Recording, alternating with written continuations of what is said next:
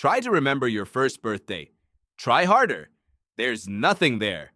Not a flicker, not a fragment, not even a feeling. You were alive. You were aware. And yet that entire stretch of your existence is gone, as if it never happened at all. This isn't a flaw in your memory. Babies understand more than you think. They recognize faces. They learn language.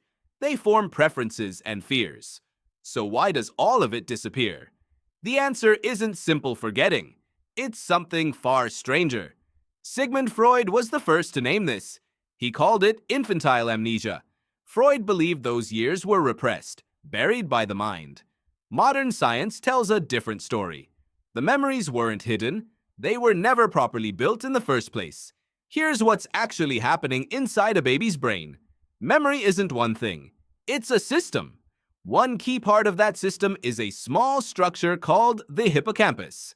Think of it as a filing clerk. It takes raw experience and converts it into something stable, something retrievable. Without it, experiences pass through you and vanish, like water through open hands. In infancy, that filing clerk hasn't finished training. The hippocampus is one of the last brain regions to mature.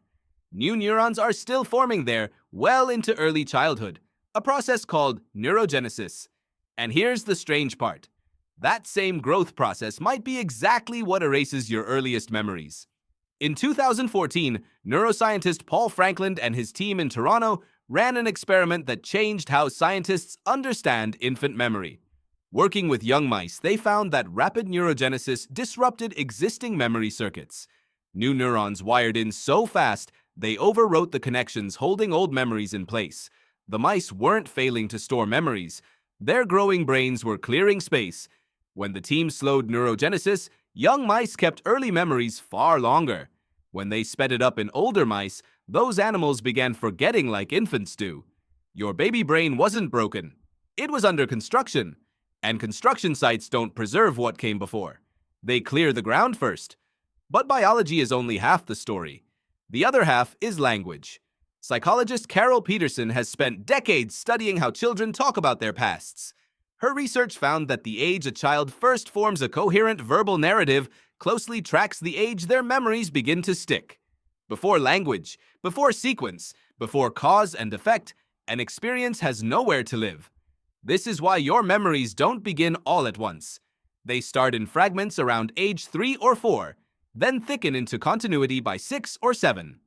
Psychologist Patricia Bauer at Emory University has tracked this exact unfolding. Autobiographical memory, the kind that lets you say, this happened, and then this happened, builds gradually as a child's sense of self matures alongside it. You needed a self before you could remember being one. That's the deeper truth here. Memory isn't just storage, it's identity construction. Your earliest years were spent building the apparatus that would later let you hold on to a life. The hippocampus had to mature. Language had to arrive. A stable sense of me existing through time had to take shape first. Those lost years weren't wasted. They were the price of being built. Here's the part that should change how you think about it. Even your earliest real memories aren't as solid as they feel. Adults asked to recall early childhood often report vivid memories that turn out to be reconstructed, stitched together from photographs and family stories. Your brain isn't a recorder. It's a storyteller, constantly revising the draft. So why does this matter to you today, decades removed from your own infancy? Because the same machinery is still running.